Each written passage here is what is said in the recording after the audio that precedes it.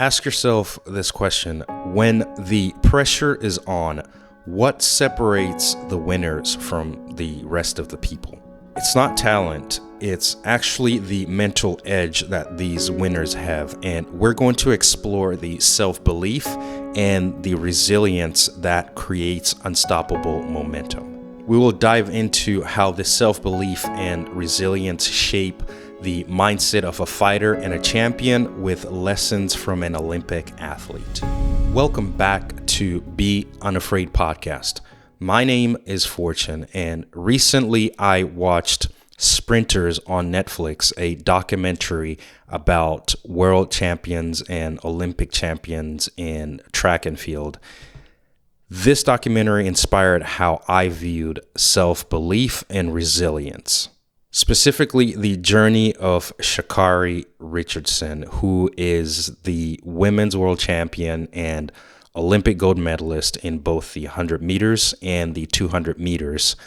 Her journey showed me how mental strength isn't something that you're born with, but it's something that you can actually develop. In this episode, I will share with you how her story inspired me and how you can take these life lessons and inspire yourself in your own story and journey. Subscribe so you don't miss more episodes like this. Let's dive right in. There's a question surrounding the word resilience that I have been thinking about a lot recently, and I have asked myself this key question that I learned from Alex Hormozi, and it's: if you were to create a human being, what challenge would you put them through to make them X? In this instance, the X is resilience. So if I were to create a human being, what challenges would I put that human through to make them more resilient? The premise and really the purpose of this question is to understand that these traits that we covet, like resilience, courage, confidence, grit, relentless optimism, all of these things come at a price. These are not things that are free and things that if you want them, you just get them. These are things that are only available to us through experiencing a certain level of adversity or a certain level of challenge in life. Honing in on the aspect of resilience, the reason why this is such an appealing aspect for me and something that I think deeply of is I follow a lot of athletes, and me being an athlete as well, and I always wondered how these athletes will suffer a major setback or will suffer a loss, and how they're able to come back and actually be better and win at certain sports or whatever respective sport that they're in. And the life of an athlete is a perfect example for me to understand resilience and to articulate resilience, and now take that aspect of resilience and apply it to life. The documentary on Netflix, Sprinters, in particular, Sha'Carri Richardson's story, there is a episode, which is in season 1, episode 5.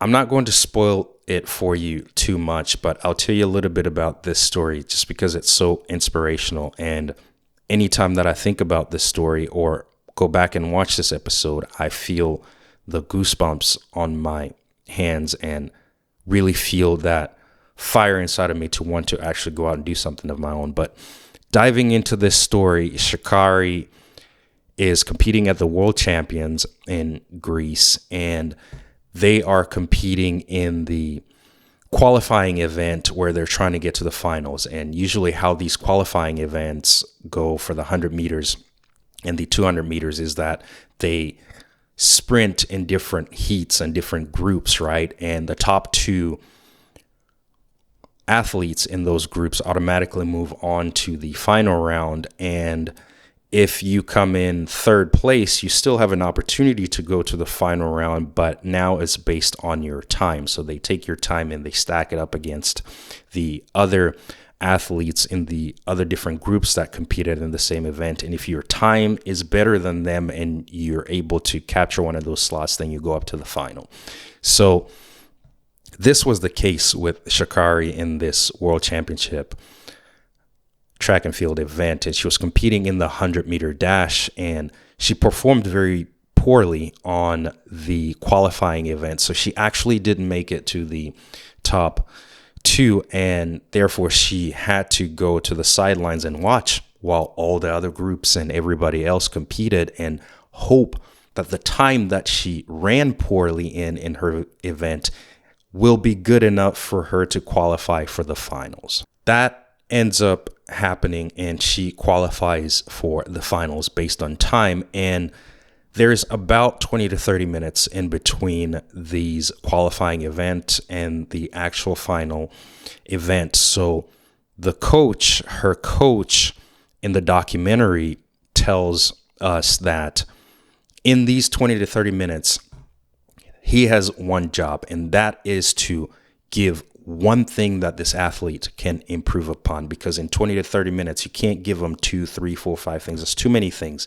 You have to figure out what is the one most valuable thing I can give this athlete to improve on so that they can go on to compete at the best of their abilities. So they decide to work on their start, because that's where she performed poorly, is when she started the race. So that is what they work on. Probably the most powerful scene, in my opinion, and one that really fires me up and inspired me the most, is when they're walking back to the tunnel to get back into the finals event. Sha'Carri's coach looked at her and he told her that when we get to the entrance of the tunnel, I'm going to ask you one question. I don't want you to answer me, but I want you to show me. Fast forward a couple of minutes, they get to the entrance of the tunnel. You can see the coach is facing Sha'Carri and Sha'Carri is facing the coach, and you can see it in her eyes that she is in that zone where anything the coach says at that moment, she's going to absorb that like a sponge. And all focus is on the coach. And that is a very powerful scene for me, because that is the peak of focus and the peak of athleticism. Her coach asks her one simple question. And that question is, who's the fastest? When he asks her that, you can tell in Sha'Carri's eyes that she knows exactly what he's asking and exactly what he's asking of her to do, because she nods and they hug and she goes off and she lines up, and the rest is history, right? What happens after that? Very powerful, very emotional scene. Sprinters on Netflix, episode 5, minute 40, if you want to go watch that and see truly how inspiring that is. It'll change sort of your perspective on competition. What I took away from that scene and that interaction with the coach is that when these athletes line up at the starting line to sprint, physically, all of them know that each one of those athletes have done every single thing that they can to get to that line, and that they're all in just as good of a shape as each one of them, as each other, right? So it's not about who is physically in the best condition that is going to win that race. It's going to come down to the mental aspect of it. It's going to come down to self-belief and resilience.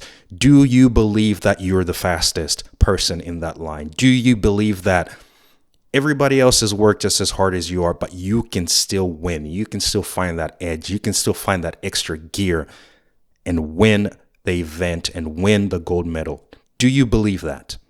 That self-belief is not something that you just walk into that race with.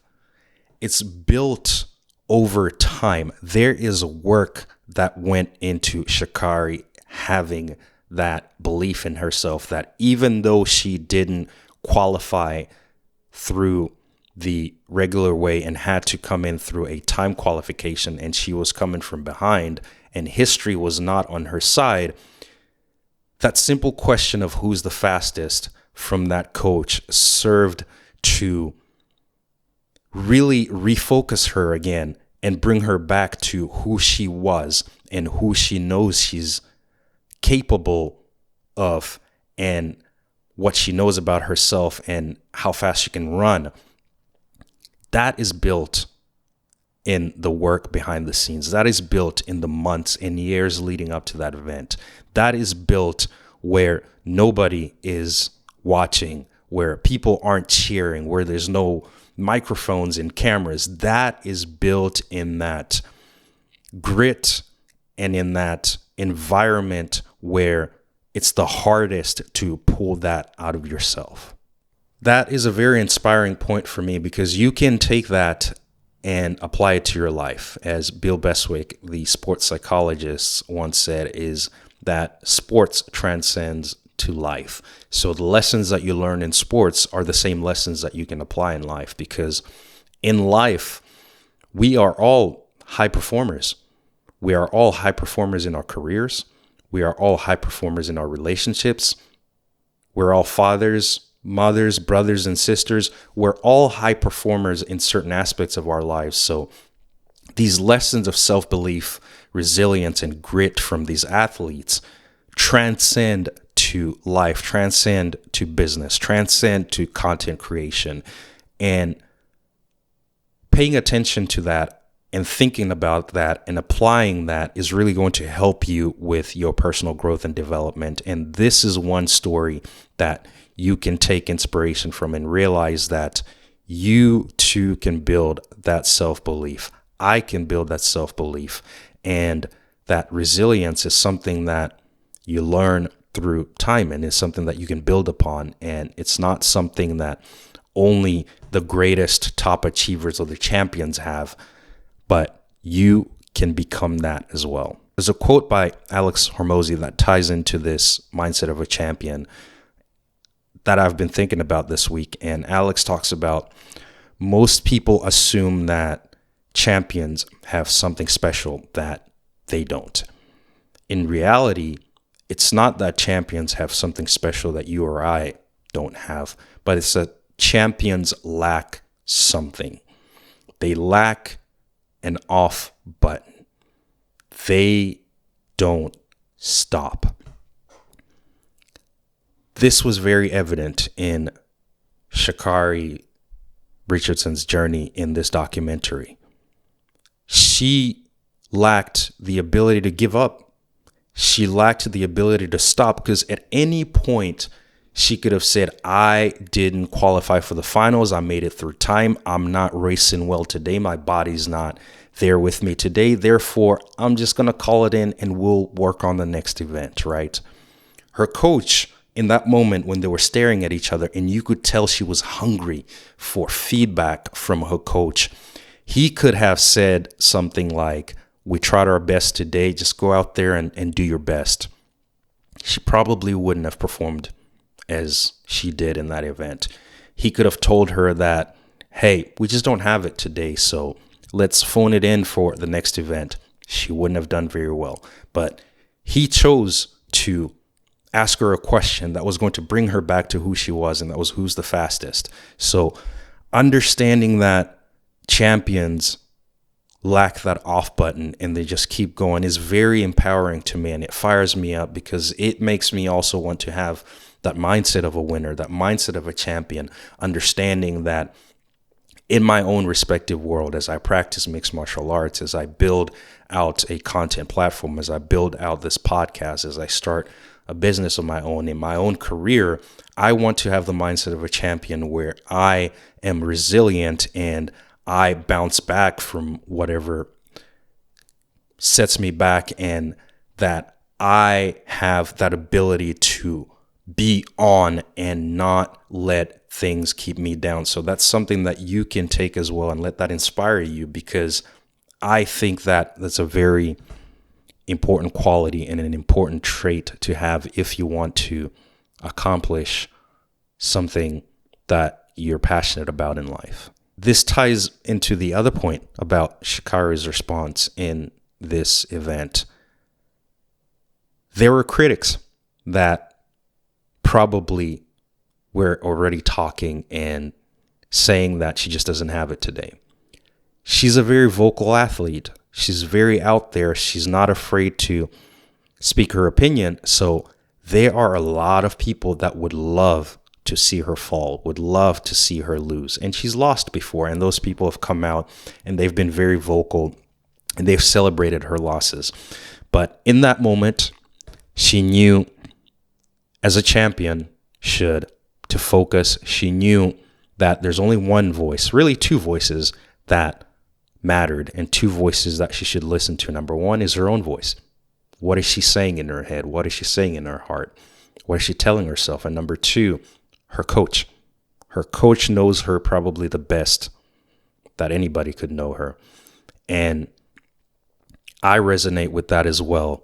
When I competed in my martial arts fight a couple of months ago, about the second round and in the third round, I really stopped hearing the noise from the crowd.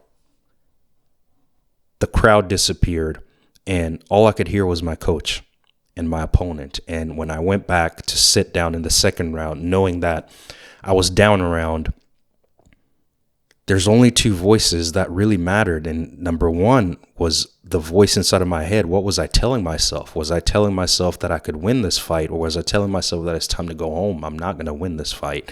I lost this first round. Surely I can't do it. And number two was the voice of my coach. And my coach kept on repeating the same thing. And he kept on telling me that it's all heart. In these later stages of the rounds, it's all going to be heart. It's about, what do you want? How badly do you want it? And how much are you willing to suffer right now for that win?